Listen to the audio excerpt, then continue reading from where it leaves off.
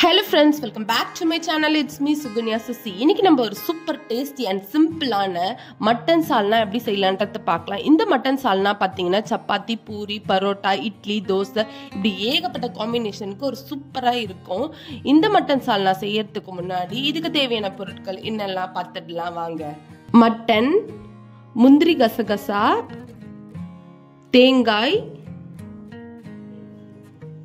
சின்ன வெங்காயம், பெரிய வெங்காயம், இஞ்சி பூண்டு பேஸ்ட், தக்காளி, புதினா, கொத்தமல்லி, பச்சை மிளகாய். இதுக்கு தேவையான மசாலா பொருட்கள்லாம் பார்த்தீங்கன்னா மஞ்சத்தூள், தனியாத்தூள், மிளகாய்த்தூள், அப்புறமேட்டு வீட்டு மிளகாய்த்தூள்லாமும் எடுத்து வச்சிருக்கோம்.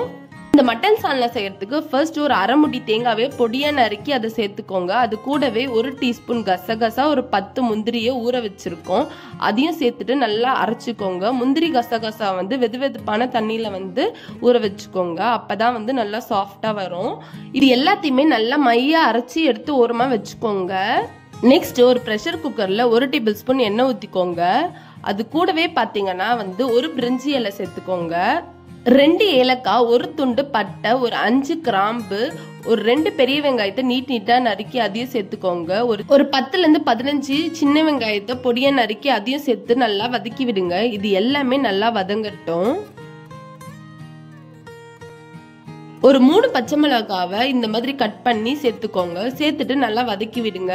இது எல்லாமே நல்லா வதங்கணும்.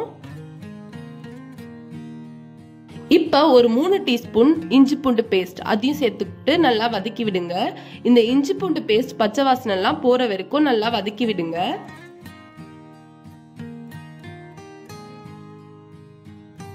இந்த ஸ்டேஜ்ல ஒரு 2 தக்காளியை நல்லா நீட்டா கட் பண்ணி அதையும் சேர்த்துக்கோங்க. ஒரு கைப்பிடி அளவு புதினா, ஒரு கைப்பிடி அளவு கொத்தமல்லி அதையும் சேர்த்து நல்லா வதக்கி விடுங்க. இது எல்லாமே நல்லா வதங்கணும். இந்த தக்காளி எல்லாமே நல்லா வதங்கி வரணும். அதுக்காக நான் கொஞ்சமா உப்பும் சேர்த்துக்கிறேன் இந்த ஸ்டேஜ்ல. இப்ப சேர்த்துட்டு அதையும் நல்லா வதக்கி விடுங்க. அப்பதான் இந்த தக்காளி நல்லா மசிஞ்சு வரும்.